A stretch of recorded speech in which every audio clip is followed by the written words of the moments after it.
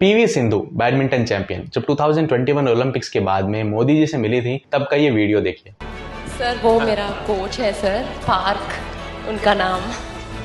So you are from Korea? Yes, sir. Wow. Yes, sir. Ever have you visited Ayodhya? There is a special relation with Korea and Ayodhya. And last time, the first lady, your president's wife, she came to here. Yes, sir. She came to attend that function in Ayodhya. Yeah. She was a special guest.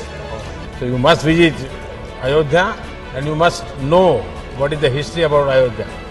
And you will feel proud. Yes, sir. अब क्यों बेचारे south Korean coach को मोदी जी जबरदस्ती अयोध्या भेजना चाहते हैं? राम मंदिर तो अभी बना ही नहीं, हो जाके देखेंगे क्या? दोस्तों, अयोध्या और साउथ कोरिया के बीच में बहुत पुरानी हिस्ट्री है। 2000 साल पुरानी एक कहानी है जिसमें बताया जाता है कि साउथ कोरिया में एक करक नाम का किंगडम हुआ करता था। अब इस करक किंगडम में कोई राजा नहीं था और इसे 9 एल्डर्स मिलकर रूल किया करते थे। अब ये 9 बुजुर्ग लोग काफी बूढ़े हो चले थे तो उन्होंने भगवान से प्रार्थना की कि भगवान हमें कोई राजा भेज दो। भगवान ने उनकी सुन ली और एक माउंटेन के ऊपर उन्हें एक संदूक मिला जिसके अंदर एक छोटा सा बच्चा उन्हें लावारिस पड़ा मिला। उस बच्चे को उन्होंने अपना लिया और उसे बड़ा करा जिसका नाम हुआ किम सुरो। अभी किम सुरो आगे चलकर करक किंगडम का राजा बन गया। अब इन 9 एल्डर्स ने किम सुरो को बोला कि आप भी शादी कर लो, आप अपनी डायनेस्टी आगे बढ़ाओ। तो किम सुरो ने कहा कि मैं तो ऐसा वैसा आदमी हूं नहीं, मुझे तो भगवान ने भेजा है, तो मेरी लड़की को भी भगवान ही भेजेगा। अब हमारी आपकी तरह उनकी किस्मत इतनी खराब थी नहीं, तो भगवान ने उनकी सुन ली और वहां से कई हजारों किलोमीटर दूर अयोध्या में बैठे राजा को सपना आया कि आपकी बेटी का भविष्य करक किंगडम में है,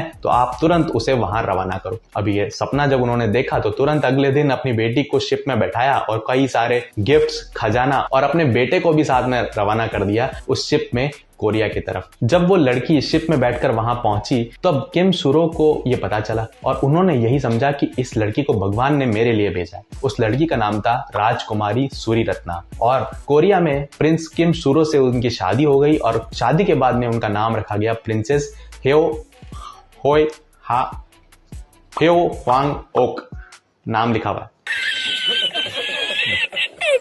अब इसमें इंटरेस्टिंग क्या है, शादियां तो होती रहती हैं, पुराने टाइम से होती चली आई हैं, लड़कियां इधर से उधर एक किंगडम से दूसरे किंगडम जाती गई हैं। इसका इंटरेस्ट यहां पर डेवलप होता है कि प्रिंसेस ह्यो ह्वांग ओक की 12 संतानें हुई और उन 12 संतानों की और संतानें हुई और कुल मिलाकर आज की डेट में 80 लाख लोग साउथ कोरिया में ऐसे हैं जो अपने आप को ह्यो ह्वांग ओक का डिसेंडेंट मानते हैं, यानी कि वो उन्हें अपनी माता की तरह समझते हैं और अयोध्या को अपना ननिहाल मानते हैं। ये लीनिएज ट्रैक करना तो काफी मुश्किल है दोस्तों, मगर साउथ कोरिया में प्रोबेबली ऐसा होता है कि लोग अपनी लीनिएज ट्रैक करते हैं। इन लोगों में खास बात यह है कि इन लोगों की हाइट थोड़ी सी ज्यादा है, इनके फेशियल फीचर्स थोड़े से अलग होते हैं और ये लोग सभी रॉयल फैमिली को बिलोंग करते हैं और काफी सक्सेसफुल कैडर्स में से आते हैं। जैसे कई सारे साउथ कोरिया के प्रेसिडेंट्स और प्राइम मिनिस्टर्स अपने आप को इस डायनेस्टी का बताते हैं। इनफैक्ट बहुत ही फेमस रैपर साई, जिनका गंगनम स्टाइल आपने गाना सुना होगा, वो भी अपने आप को इनका डिसेंडेंट मानते हैं। कोरिया में इस लीनिएज को काफी रेस्पेक्टेबल माना गया है। हालांकि वहां पर कोई कास्टिज्म या सोशल भेदभाव नहीं है, मगर फिर भी ये डायनेस्टी एक रेस्पेक्टेबल स्टेटस अटेन करती है। अब साउथ कोरिया के टाउन गिम्हे सिटी में प्रिंसेस ह्यो ह्वांग ओक का एक मॉन्यूमेंट मौजूद है और इस मॉन्यूमेंट में एक पिलर लगा हुआ है। कहा जाता है कि ये पिलर अयोध्या से वो जो स्टोन्स नाव में अपने साथ में लेकर आई थी उन पिलर से बनाया गया है। इसमें एक स्वास्तिक टाइप का सिंबल भी हमें देखने को मिल जाता है जो हिंदू रिलीजन को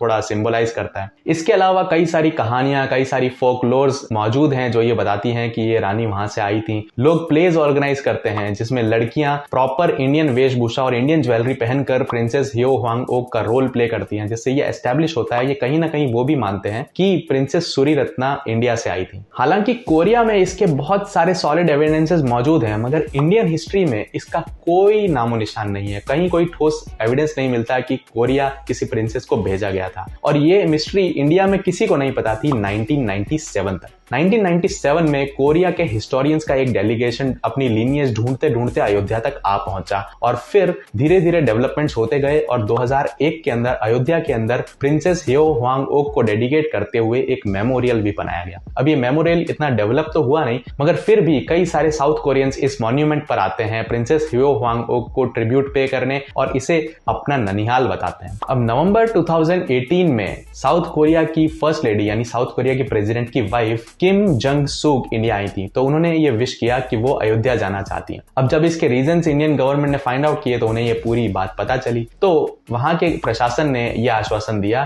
कि इस मॉन्यूमेंट को डेवलप किया जाएगा, यहाँ पर प्रिंसेस ह्यो ह्वांग ओक को लेकर एक थीम पार्क बनाया जाएगा और इस थीम पार्क का शिलान्यास फर्स्ट लेडी किम जंग सूक के हाथों से ही करवाया गया था। तो समझे क्या कनेक्शन है साउथ कोरिया और अयोध्या में। वीडियो इंटरेस्टिंग लगा तो सब्सक्राइब करके जरूर जाना।